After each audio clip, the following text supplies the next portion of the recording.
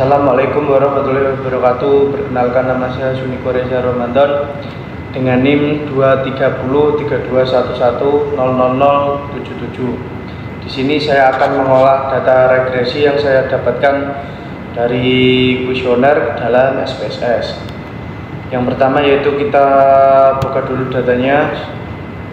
Saya sudah salin di Excel ya. Ini ada makan sebelum perkuliahan, mandi sebelum perkuliahan, dan juga fokus mahasiswa saat perkuliahan, di mana tabel 1 dan 2 untuk 1 berarti iya dan 2 berarti tidak, dan untuk tabel ketiga yaitu 1 sangat fokus, 2 fokus, dan 3 tidak fokus.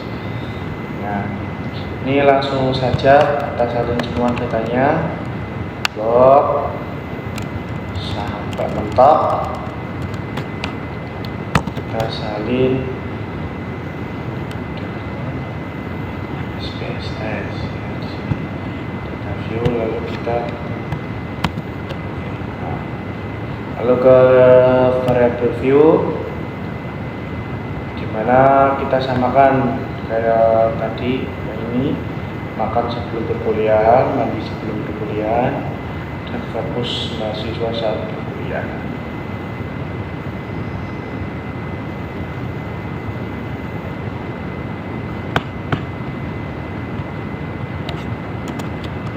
Ganti menghapuskan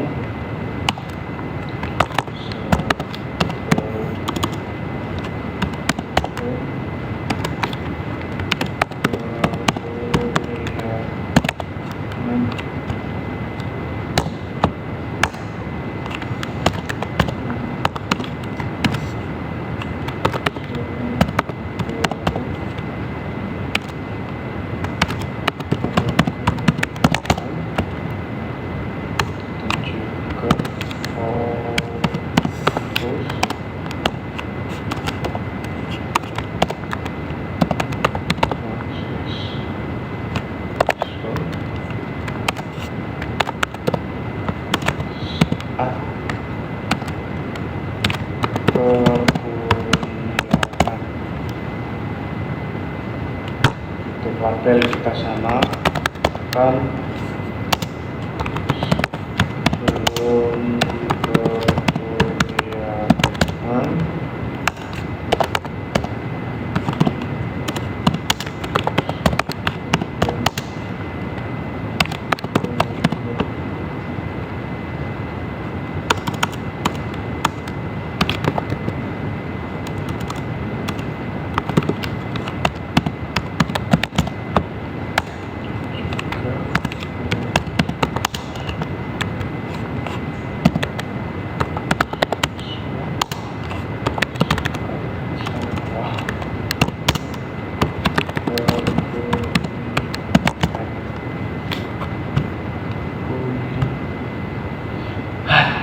lalu selanjutnya kita ke analyze, kita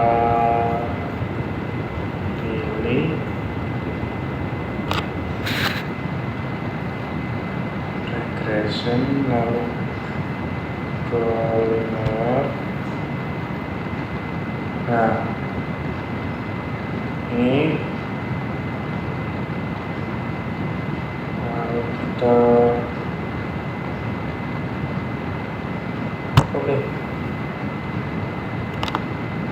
ini didapatkan yaitu tabel variabel indirect, model summary, ANOVA, dan juga koefisien. Untuk interpretasi data yaitu hasil analisis regresi dari tabel variabel indirect tersebut menjelaskan variabel saja yang merupakan variabel independen dan apa yang menjadi variabel dependent. Terlihat bahwa yang menjadi variabel independen adalah mandi sebelum perkuliahan dan makan sebelum perkuliahan. Sedangkan yang menjadi variabel dependent adalah fokus mahasiswa saat perkuliahan.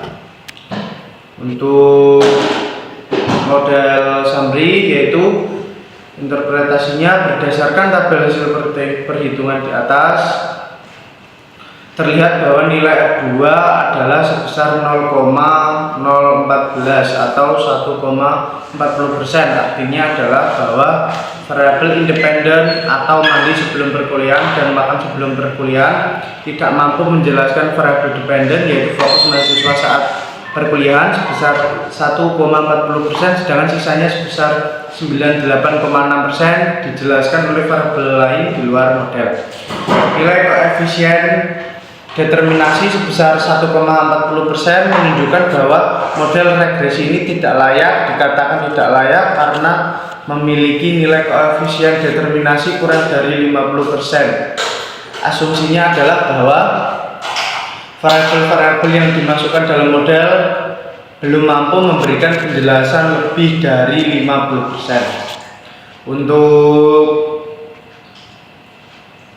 tabel ANOVA, interpretasinya yaitu tabel ANOVA di atas ini adalah tabel yang menunjukkan uji regresi secara simultan bagaimana pengaruh variabel X1 dan X2 mempengaruhi Y. Keputusan 1, yaitu bila nilai F hitung lebih besar daripada F tabel maka H1 diterima, bila nilai F hitung lebih kecil dari F tabel maka H0 diterima. Berdasarkan tabel di atas dapat diketahui bahwa F hitung sebesar 0,233 lebih kecil daripada F tabel, yaitu 3,28491761, sehingga H0 diterima di mana variabel X1 dan X2 tidak berpengaruh terhadap Y. Dengan demikian penelitian tersebut menerima H0 dan juga menolak H1. Untuk keputusan kedua yaitu menggunakan nilai SIG. Bila mana nilai SIG lebih besar 0,05 maka H1 diterima, lebih kecil dari 0,05 maka H1 diterima. Bila nilai SIG lebih besar dari 0,05 maka H0 diterima. Berdasarkan tabel di atas dapat diketahui bahwa nilai SIG sebesar 0,793 yaitu lebih besar daripada 0,05 sehingga 0 diterima, di mana variabel X1 dan X2 tidak berpengaruh terhadap Y. Dengan demikian penelitian tersebut menerima H0 dan menolak H1. Kesimpulannya yaitu variabel X1 dan X2 tidak berpengaruh terhadap Y. Untuk tabel koefisien, interpretasinya yaitu bila nilai T hitung lebih besar dari T tabel maka H1 diterima. Bila nilai T hitung lebih kecil dari T tabel maka H0 diterima. Berdasarkan tabel koefisien di atas dapat diketahui bahwa nilai variabel X1 T hitungnya yaitu min 0,459 yaitu lebih kecil dari T tabel 1,68957 sehingga H0 diterima, di mana variabel makan sebelum perkuliahan tidak berpengaruh terhadap fokus mahasiswa saat perkuliahan. Untuk nilai variabel X2 T hitungnya yaitu 0,632 lebih kecil dari T tabel 1,68957 sehingga H0 diterima, di mana variabel makan sebelum perkuliahan tidak berpengaruh terhadap fokus mahasiswa saat perkuliahan. Untuk keputusan kedua yaitu menggunakan nilai SIG. Bila mana nilai SIG lebih kecil daripada 0,05 maka H1 diterima, dan bila nilai SIG lebih besar dari 0,05 maka H0 diterima. Berdasarkan tabel ini nilai SIG X1 yaitu 0,649 lebih